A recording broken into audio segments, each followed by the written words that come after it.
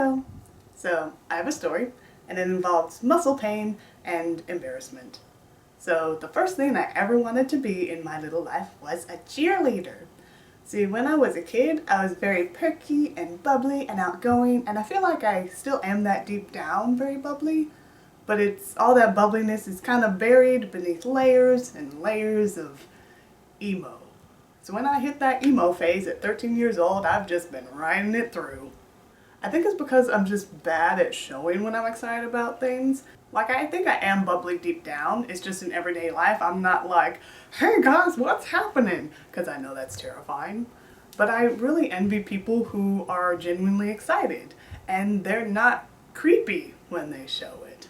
But going back to cheerleading, I always wanted to be a cheerleader, so I was in gymnastics as a kid, thinking that when I hit middle school, I could join the cheer team in the public school system, but homeschooling. So I didn't get to do cheer, and then come college, it was my senior year, and I thought, well, this will be my last shot. And with cheer, I am going to learn how to fake cheerfulness.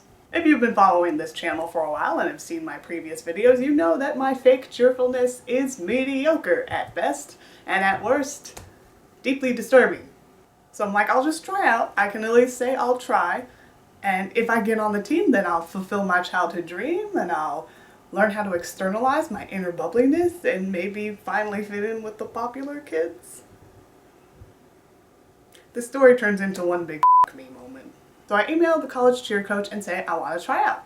Now tryouts have already happened, and so I am literally the only person in the room with her. So I go to the tryout and it was like, so can you do lifts? Nah. Can you do toe touches? Nah. Do you know any sideline cheers? Nah.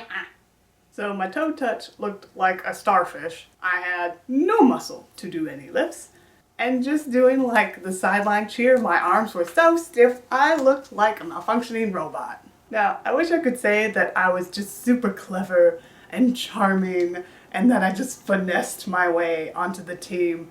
But the truth was that the coach let me on the team because she was too nice to tell me no.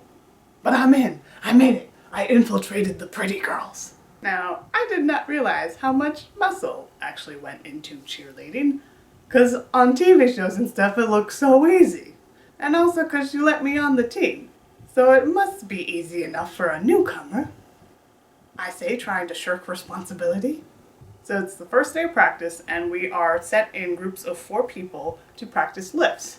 Now with cheer lifts, there are 2 people on the side and 1 in the back, and they foist up the girl into the air like a dainty 100-pound girl, which with 3 people you would think would be no big deal. So with a side cheer, you grab the person's foot, you take them down, and with your knees and body weight, you just foist them up in the air. I have the job of the back person where you grab their little ankles and do the same thing basically. I'm the person at the back who's supposed to catch their head. There's some good news. I didn't even have the muscle to help them get her all the way up into a full extended lift. We were like here, and these poor girls with me, they were like, we are not stopping at a half lift and looking like fools. Well, as a newcomer to cheer who doesn't know how it works, let me tell you, I am looking at this half, and let me tell you, I'm so damn impressed. Use both hands! Right, my bad. And this girl is like up in the air doing her thing, and she can't really hear what's going on. She just feels that she's wobbling. She's just like, what's all the commotion? And I'm in the back trying to laugh it off like, oh, nothing, I just got no muscles, aha! And the other girls are like, that's not funny, that's how people break bones. I'm sorry, please don't hurt me with your muscular arms. Which brings us to a fun tale in the cheer saga of a cute little girl who we will call Babyface. So Babyface was just the sweetest person ever. She was just someone you want to just hold and take care of. And I was partnered with her one day. So with the lift and the catch, you're supposed to catch them like this. You gotta really put your muscle into it. I caught Babyface like this. Not only that, but when I went to catch her to give myself more leverage, I lunged and stuck out my knee like this. So when she came down, my knee went right into her little back. Except it was a human body, not a pillow, so it sounded more like.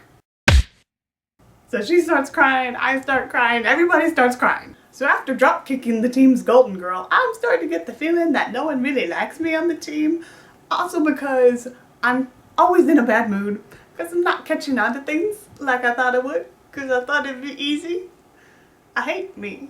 Or maybe the biggest reason that people were starting to not like me on the team was because I had a tendency to literally run away screaming when I was supposed to catch people.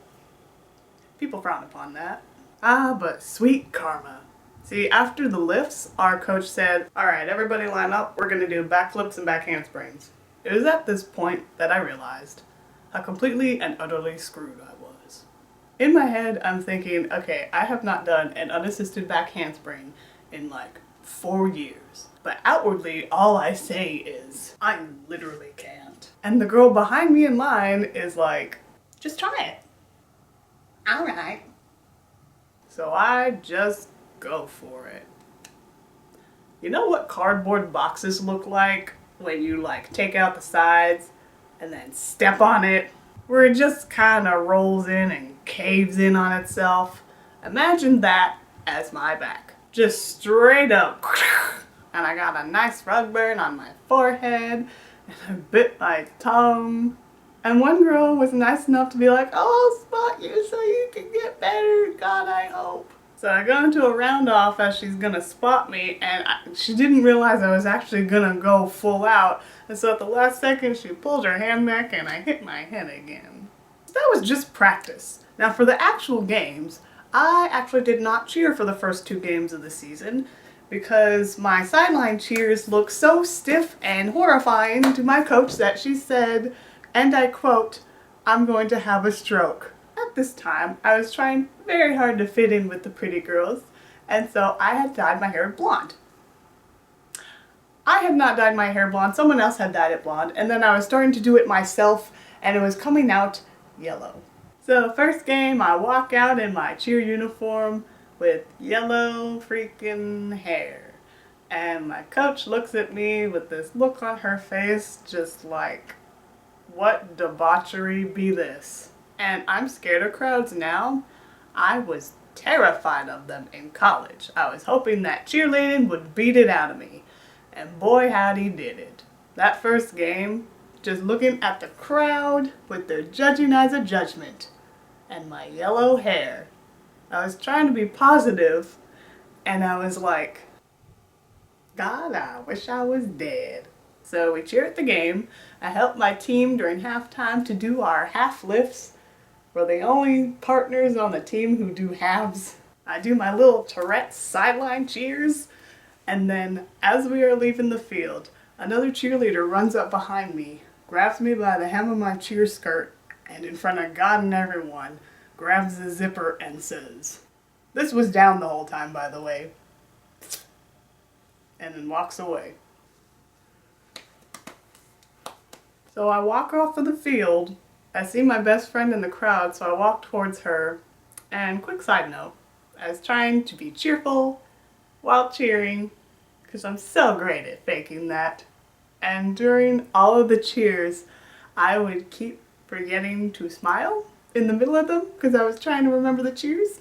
And so I would constantly be switching from smile to frown. So I walk up to my best friend after the game, and she's like, yeah, I noticed you were trying to remember to smile. You looked really crazy. Thanks. My cheer team actually won the cheer championship that year, to which I contributed 0%. It probably wouldn't have looked good if I drop kicked someone in the middle of the routine. Or broke my neck in a handspring. At least I'd be dead. I watched in the crowd while they did the routine, and then when the announcer said that our college won, our coach ran to hug the first person next to her, which was me. Sorry. So yeah, that is the story of me embarrassing myself in front of a lot of people while screaming and smiling, much like you two. So I hope you guys enjoyed that video, and I guess whenever I post next then, I will see you. Much love.